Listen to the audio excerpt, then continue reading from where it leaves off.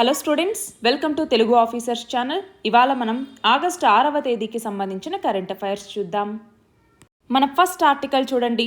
జమ్మూ కాశ్మీర్కి సంబంధించి మన జమ్మూ కాశ్మీర్ గుండా సింధు నది, రావి, చీనాబ్, జీలం, అలాగే నీలం ఇలాంటి నదులన్నీ పాకిస్తాన్లోకి ప్రవహిస్తాయి.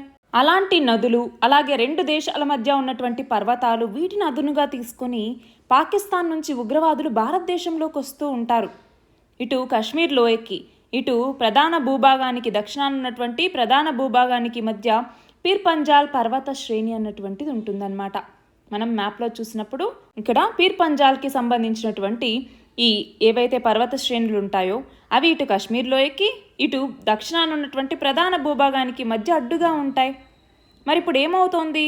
ఈ కాశ్మీర్ లోయ మీద పాకిస్తాన్ ప్రధానంగా దృష్టిని పెట్టేది. జమాతే ఇస్లామీ కశ్మీర్ అన్నటువంటిది ఉగ్రవాదంతో ఇక్కడ చాలా చర్యలు చేసింది. కాకపోతే ఇప్పుడు ఏమైంది అంటే, ఈ పీర్ పంజాల్ శ్రేణికి దక్షిణాన ఉన్నటువంటి పూంచ్ కావచ్చు, దోడా కావచ్చు, రాజౌరి కావచ్చు, వీటిలో ఇంతకుముందు ఉగ్ర కార్యకలాపాలు చాలా తక్కువగా ఉండేవి. కానీ ఈ మధ్య కాలంలో చాలా ఉగ్ర ఘటనలు అన్నటువంటివి జరుగుతూ ఉన్నాయి. మరి ఈ నేపథ్యంలో కాశ్మీర్ లోయ జనాభా 68 లక్షల మంది. మరి ఈ లోయ గుండా జోజిలా పాస్ అన్నటువంటిది, అలాగే మనం కనుక గమనిస్తే జీలం, నీలం నదీ మార్గం అన్నటువంటిది ఉంటుంది. మరి దీని దక్షిణ భాగం పీర్ పంజాల్ పర్వతాల దగ్గర ఉంటుంది. ఈ నదీ మార్గం ద్వారా ఉగ్రవాదుల్ని మన భారతదేశంలోకి ప్రవేశపెట్టి ఇక్కడ కల్లోలం సృష్టించి కాశ్మీర్ లోయని తనలో కలిపేసుకోవాలి అన్నటువంటిది పాకిస్తాన్ ఆలోచన. మరి మనం ఆల్రెడీ తెలుసు, భారత్కి మరియు పాకిస్తాన్కి మధ్య 1998లో కార్గిల్ వార్ జరిగింది. మరి జరిగి 25 సంవత్సరాలు అయిపోయింది. ప్రస్తుతం పాకిస్తాన్ కూడా ఆర్థికంగా, రాజకీయంగా చాలా సంక్షోభం ఎదుర్కొంటూ ఉన్నా మన భారతదేశం చాలా సైనికంగాను, అంతర్జాతీయంగా హోదా పరంగా కావచ్చు, ఆర్థికంగా కావచ్చు చాలా ముందంజలో ఉన్నా కూడా ఇప్పటికీ ఈ రీజియన్కి వచ్చేసరికి చాలా సున్నితమైనటువంటి ప్రదేశం. ఎన్నో దాడులు వాళ్ళు చేస్తూ ఉండటం, మనం ధీటుగా ఎదుర్కొంటూ ఉండటం, ఇవన్నీ జరుగుతూనే ఉన్నాయి. మరి ఈ నేపథ్యంలో ఇటు పాకిస్తాన్ కావచ్చు, ఇటు చైనా కావచ్చు, వీటితో భారత్కి యుద్ధం కనుక వస్తే అప్పుడు మనం ఎలా ఎదుర్కొంటాము? మన యొక్క డిఫెన్స్ దానికి రెడీగా ఉందా? మరి దానికి కావాల్సినట్టుగా మనం మన డిఫెన్స్ సెక్టార్లో ఎలా స్వావలంబనను తీసుకొస్తూ ఉన్నాము, దానికోసం మనం ఎలాంటి ఇనిషియేటివ్స్ తీసుకుంటూ ఉన్నాము, బార్డర్లో ఇన్ఫ్రాస్ట్రక్చర్కి సంబంధించి సెక్యూరిటీ వరకు కూడా ప్రతి విషయంలోనూ కూడా చాలా అప్రమత్తంగా ఉండాల్సిన అవసరం అన్నటువంటిది ఉంది. చైతన్యాన్ని కలిగించాల్సి ఉంది. అలా మనం అన్ని ఎఫర్ట్స్ పెట్టగలిగితే అప్పుడు ఇటు పాకిస్తాన్ నుంచి వచ్చేటటువంటి ఉగ్ర ఘటనలు కావచ్చు, లేదు రేపు పాకిస్తాన్తో కానీ చైనాతో కానీ యుద్ధం వచ్చినప్పుడు కావచ్చు, మనం ధీటుగా ఎదుర్కోగలిగినటువంటి సామర్థ్యాన్ని కలిగి ఉంటాము. మన నెక్స్ట్ ఆర్టికల్ చూడండి. బంగ్లాదేశ్లో 1971లో ఏదైతే బంగ్లాదేశ్ లిబరేషన్ వార్ అన్నటువంటిది జరిగిందో అందులో పాల్గొన్నటువంటి వెటరన్స్ యొక్క పిల్లలకి అక్కడ విద్యలో అంటే ఎడ్యుకేషన్లో 30% రిజర్వేషన్ అన్నటువంటిది ఉంది.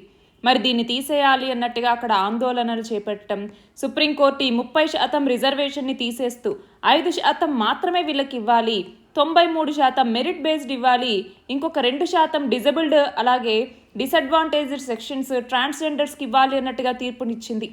మరి దాన్ని కూడా బంగ్లాదేశ్ గవర్నమెంట్ ఓకే చెప్పిన తర్వాత అప్పటికే ఏమన్నారు స్టూడెంట్స్, ఆల్రెడీ ప్రొటెస్ట్ చేసినప్పుడు లాఠీ చార్జీలు చేయటం, వీటి వల్ల చాలామంది చనిపోయారు. సో ప్రధాని దీనికి రెస్పాన్సిబిలిటీ తీసుకోవాలి, అకౌంటబిలిటీ తీసుకోవాలి, అంటే జవాబుదారీతనాన్ని చూపించాలి.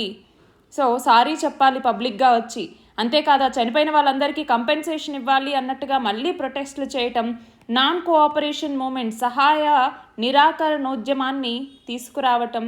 సో వీటన్నింటి నేపథ్యంలో ఇప్పుడు ఏమైంది, ఆర్మీ మళ్ళీ పవర్లోకి వచ్చేసింది. సో ఈమెకి 45 నిమిషాల గడువు ఇచ్చి దేశం వదిలి వెళ్ళిపోండి అన్నట్టుగా చెప్పటం, ఆ మధ్యలో ఈమె రాజీనామా చేయటం, మన భారతదేశంలోని త్రిపురకు రావటం, ఇవన్నీ జరిగినటువంటి నేపథ్యంలో ఒక్కసారి ఈమె గురించి మనకి తెలియాలి.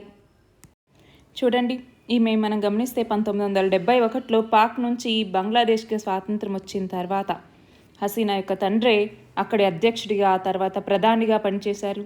మరి 1975 ఆగస్టులో ముజీబర్ రెహమాన్ కావచ్చు, ఆయన భార్య, దంపతుల యొక్క 3 కుమారులు, వీళ్ళందరూ కూడా వాళ్ళ ఇంట్లోనే మిలిటరీ అధికారుల చేతుల్లోనే హత్యకు గురయ్యారు. అప్పట్లో మిగిలింది ఈమె, వీళ్ళ చెల్లెలు మాత్రమే. కానీ 1996లో వీళ్ళకి సంబంధించినటువంటి అవామీ లీగ్ అన్నటువంటిది విజయం సాధించింది. దాంతో ఈమె తొలిసారిగా ప్రధానిగా మారారు. కానీ 5 ఏళ్ళు తిరిగేసరికి మళ్ళీ పదవి కోల్పోయారు. మళ్ళీ 2008లో అధికారంలోకి వచ్చి మళ్ళీ ఆ తర్వాత తిరుగు లేకుండా పోయింది. అప్పటి నుంచి ఆ దేశంలో ఈమె చాలా కీలక పాత్ర పోషించింది. మనం చూస్తే 2018లో మళ్ళీ బరిలోకి వచ్చిన తర్వాత మళ్ళీ విజయం సాధించి మళ్ళీ ఇప్పుడు దాకా మనం చూస్తే ఈ ఎన్నికలు రీసెంట్గా అయిన జనవరిలోనే జరిగాయి. ఈ ఎన్నికల్లో కూడా ఈమె విజయం సాధించింది. సో దాదాపు 4వసారి ఇప్పుడు వరుసగా ప్రధాని బాధ్యతలు చేపట్టినటువంటి వ్యక్తి ఈమె. అదే మొత్తంగా చూస్తే 5వసారి ఈమె ప్రధానిగా ఈ జనవరిలో బాధ్యతలు చేపట్టింది. కానీ ఈ ఒక్క ఇష్యూ వల్ల ఈమె ఇప్పుడు రిజైన్ చేయాల్సి వచ్చింది, వేరే దేశానికి వెళ్ళిపోవాల్సి వచ్చింది. మన నెక్స్ట్ ఆర్టికల్ చూడండి. హమాస్ నేత అయినటువంటి ఇస్మాయిల్ హానియే ఇతని మీద దాడి చేసి చంపేయటం జరిగింది. మరి దానికి ప్రతీకారంగా ఇజ్రాయెల్ మీద ఇరాన్ ఏ క్షణమైనా కూడా దాడి చేసే అవకాశాలు అన్నటువంటివి ఉన్నాయి. రాబోయే 24 నుంచి 48 గంటల్లోపే ఇది జరగచ్చు అనేసి ఇటు అమెరికా, ఇటు ఇజ్రాయెల్, ఇటు G7 దేశాలన్నీ అంచనా వేస్తూ ఉన్నాయి. మరి దాన్ని ఎదుర్కొనేందుకు ఇటు ఇజ్రాయెల్ కావచ్చు, అమెరికా కావచ్చు, ఇవన్నీ కూడా ప్రిపేర్డ్గా ఉండటానికి ట్రై చేస్తూ ఉన్నాయి. మరి ఇజ్రాయెల్కి ఇరాన్కి మధ్య దాడి జరిగితే ఆ నేపథ్యంలో మళ్ళీ ఇక్కడ పశ్చిమాసియాలో ఆల్రెడీ ఉద్రిక్తతలు ఉన్నాయి, ఇవి దాన్ని మరింత ఎక్కువ చేసేటటువంటి అవకాశం ఉంది. సో ఇక్కడ ఇజ్రాయెల్ అన్నటువంటిది ఈ మధ్య ఒక మేజర్ రోల్ని ప్లే చేస్తోంది పశ్చిమాసియాలో. ఈ వార్స్కి సంబంధించి ఎస్పెషల్లీ ఇజ్రాయెల్కి హమాస్కి వార్ కావచ్చు, ఇజ్రాయెల్కి లెబనాన్కి మధ్య కావచ్చు, ఇజ్రాయెల్కి అలాగే యెమెన్లో ఉన్నటువంటి హౌతీ రెబెల్స్కి కావచ్చు, వీటన్నింటి నేపథ్యంలో ఇప్పుడు ఇజ్రాయెల్ ఇరాన్ కావచ్చు, వీటన్నింటిలో ఇజ్రాయెల్ చాలా కామన్గా ఉంది. సో మనకి జాగ్రఫీలో మ్యాపింగ్ పరంగా చూసుకుంటే ఈ యొక్క పశ్చిమాసియా అన్నటువంటిది మొత్తం చాలా చాలా ఇంపార్టెంట్. సో ఈ ఏరియా మొత్తం మ్యాపింగ్ గురించి క్లియర్ ఐడియా ఉండాలి మనకి.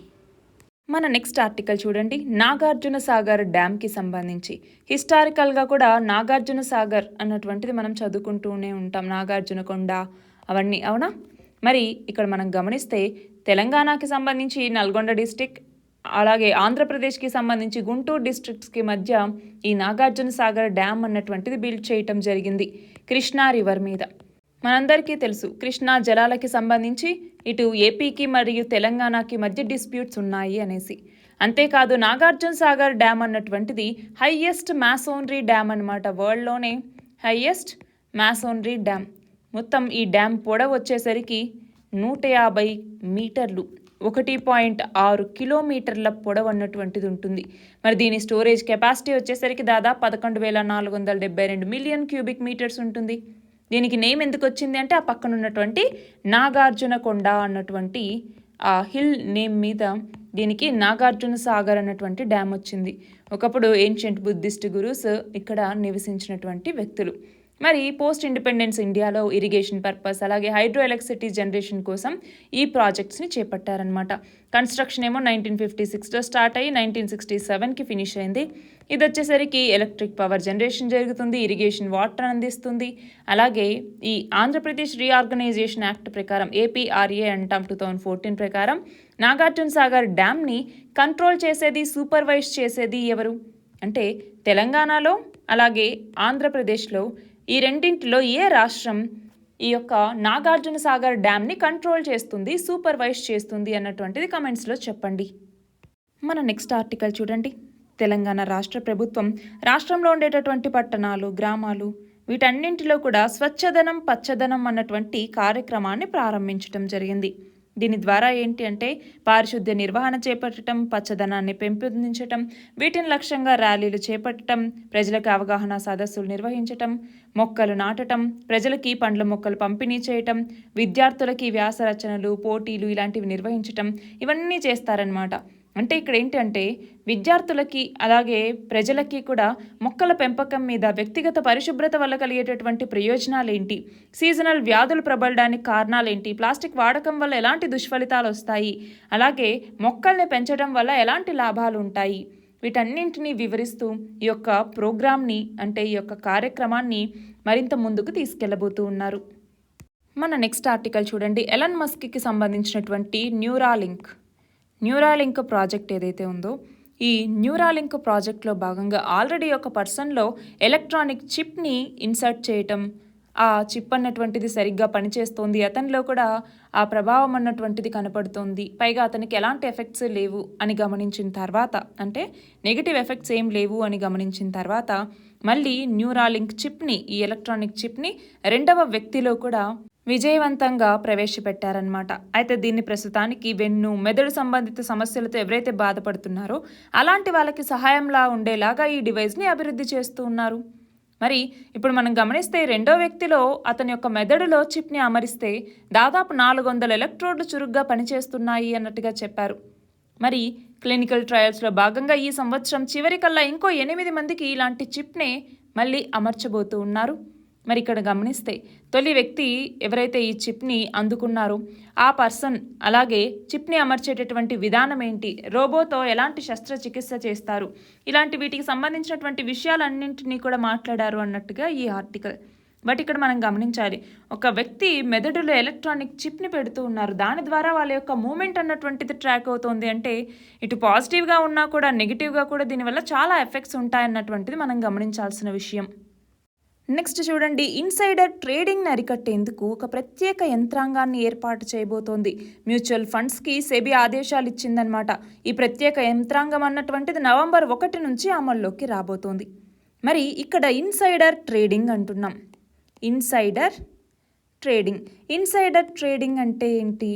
ఫర్ ఎగ్జాంపుల్, ఒక పర్సన్ ట్రేడింగ్ డెసిషన్ని తీసుకోవటానికి నాన్ పబ్లిక్ ఇన్ఫర్మేషన్ని కనుక యూజ్ చేస్తే, అంటే ఫర్ ఎగ్జాంపుల్ ఒక కంపెనీ మీద చాలా ఇంట్రెస్ట్ ఉంది ఒక పర్సన్కి, సో ట్రేడింగ్ డెసిషన్కి సంబంధించి నాన్ పబ్లిక్ ఇన్ఫర్మేషన్ అతను యూజ్ చేశారనుకోండి, దాంతో ఇన్సైడర్ ట్రేడింగ్ అనేసి మనం పిలుస్తూ ఉంటాం.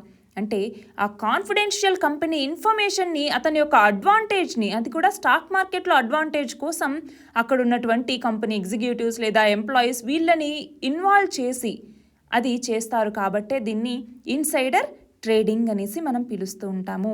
సో గమనించాలి, ఒక కంపెనీకి సంబంధించిన మెటీరియల్ ఇన్ఫర్మేషన్ కావచ్చు, నాన్ పబ్లిక్ ఇన్ఫర్మేషన్ కావచ్చు, వీటిని తీసుకొని పబ్లిక్గా ఆ కంపెనీ యొక్క స్టాక్ని బై చేయటం లేదంటే సెల్ చేయటం చేస్తే దాన్ని ఇన్సైడర్ ట్రేడింగ్ అనేసి పిలుస్తూ ఉంటాము. మరి దీన్ని అరికట్టడం కోసం ప్రత్యేక యంత్రాంగాన్ని సెబీ తీసుకొచ్చింది. నెక్స్ట్ చూడండి, కావడి యాత్ర లేదా కన్వర్ యాత్ర అంటాం. ఏంటి కన్వర్ యాత్ర అన్నటువంటిది? ఇది యాన్యువల్గా, అంటే ప్రతి సంవత్సరం జరిగేటటువంటి ఒక హిందూ పిలిగ్రిమేజ్ అనమాట. ఇందులోకి వచ్చేసరికి శివుడి యొక్క భక్తులు ఎవరైతే ఉంటారో వాళ్ళనే కన్వర్యాస్ లేదా బోలే అని కూడా పిలుస్తూ ఉంటారు. వీరు నార్మల్గా జూలై, ఆగస్ట్ ఈ మంత్స్లోకి వచ్చేసరికి, అంటే శ్రావణ మాసం ఉంటుంది కదా ఇందులో, హిందూ క్యాలెండర్కి సంబంధించి, అందులో ఈ కన్వర్ యాత్ర లేదా కావడి యాత్ర అన్నటువంటిది స్టార్ట్ చేస్తారనమాట. ఈ కావడి అంటే ఏంటి, మనకి ఒక వెదురు కర్ర అనేది ఉంటుంది, దానికి ఇటు అటు కంటైనర్స్ లాగా చిన్నవి పెట్టి వాటర్ని అందులో క్యారీ చేస్తూ ఉంటారు. మనం ఓల్డ్ మూవీస్లో చూస్తూ ఉంటాం కదా, అలా అనమాట. సో ఈ డివోటీస్ ఏం చేస్తారు, హరిద్వార్ లేదంటే గౌముఖ్, గంగోత్రి, అట్లానే ప్రయాగ్రాజ్, అయోధ్య ఇట్లాంటి ప్లేసెస్కి వెళ్ళి అక్కడి నుంచి ఈ కావడిలలో గంగా వాటర్ని తీసుకొస్తారు. దాంతో శివుడి యొక్క బ్లెస్సింగ్స్ వస్తాయి అన్నట్టుగా. ఆ వాటర్ని ఏం చేస్తారు, మనకి 12 జ్యోతిర్లింగాస్ ఉంటాయి కదా మన ఇండియాలో. ఫర్ ఎగ్జాంపుల్, ఇక్కడ మనం చూస్తే బైద్యనాథ్ టెంపుల్ అనేది దియోగర్లో ఉంది, అలాగే విశ్వనాథ్ టెంపుల్, కాశీ విశ్వనాథ్ టెంపుల్ కావచ్చు, అలాగే పూరా మహదేవ్ మందిర్ కావచ్చు, ఇలా వీటిలో జలాభిషేకం చేస్తారనమాట. సో ఇక్కడ ఏమవుతుంది అంటే, కావడి యాత్ర మార్గంలో ఎవరైతే ఆహార ఉత్పత్తులను అమ్ముతారో ఆ ఆహార ఉత్పత్తులకి సంబంధించినటువంటి షాప్స్ ఉంటాయి కదా, వాటిలో ఆ ఓనర్ల యొక్క పేర్లను ప్రదర్శించండి అన్నట్టుగా ఉత్తరప్రదేశ్ కావచ్చు, ఉత్తరాఖండ్ కావచ్చు, మధ్యప్రదేశ్ కావచ్చు, ఈ రాష్ట్రాలు ఆదేశాలు ఇవ్వటం జరిగింది. మరి అలా ఆదేశాలు ఇవ్వటం మీద ఈ సుప్రీంకోర్టుకు వెళ్తే సుప్రీంకోర్టు ఏం చేసింది, వాటి మీద మధ్యంతర స్టే అన్నటువంటిది ఇచ్చింది. ఆ మధ్యంతర స్టే అన్నటువంటిది ఆల్రెడీ పూర్తయిపోయినటువంటి నేపథ్యంలో మళ్ళీ ఆ స్టేని పొడిగించారనమాట. దానికి సంబంధించినటువంటిదే ఈ ఆర్టికల్. నెక్స్ట్ చూడండి, సెర్బియాకి సంబంధించినటువంటి నోవాక్ జకోవిచ్, ఈయన ప్యారిస్ ఒలింపిక్స్లో మెన్స్ టెన్నిస్ సింగిల్స్లో గోల్డ్ మెడల్ని సాధించడం జరిగింది. మరి కార్లోస్ అల్కరాజ్ని ఓడించేసి, స్పెయిన్కి సంబంధించినటువంటి వ్యక్తిని ఓడించి ఇతను ఫైనల్లో గోల్డ్ మెడల్ని సాధించారు. భరతనాట్యం అలాగే కూచిపూడికి సంబంధించినటువంటి వెట్రైన్ అయినటువంటి యామిని కృష్ణమూర్తి, ఈమె రీసెంట్గా మరణించారనమాట. మనం చూస్తే ఈమెకి పద్మశ్రీ, పద్మభూషణ్, పద్మవిభూషణ్, అంతేకాకుండా సంగీత్ నాటక అకాడమీ అవార్డు ఇవన్నీ కూడా వచ్చాయి. ప్రధాని Narendra Modi 32nd international conference of agricultural economists అన్నటువంటి దాన్ని రీసెంట్గా NASC national agricultural science centre కాంప్లెక్స్లో స్టార్ట్ చేయడం జరిగింది. మరి ఈ సంవత్సరం థీమ్ వచ్చేసరికి transformation towards sustainable agri food systems అన్నటువంటిది. చివరిగా దల్జీత్ సింగ్ చౌదరి, ఈయన రీసెంట్గా బార్డర్ సెక్యూరిటీ ఫోర్స్కి డైరెక్టర్ జనరల్గా అడిషనల్ ఛార్జ్ని తీసుకోవటం జరిగింది. ఆల్రెడీ సశస్త్ర సీమా బల్కి SSBకి ఈయన డైరెక్టర్ జనరల్గా ఉన్నారు. ఇప్పుడు ఈ బార్డర్ సెక్యూరిటీ ఫోర్స్ BSFకి కూడా ఇలా డైరెక్టర్ జనరల్గా అదనపు బాధ్యతలు తీసుకున్నారన్నమాట. ఇవి ఇవాల్టి important articles. All the very best and thank you very much.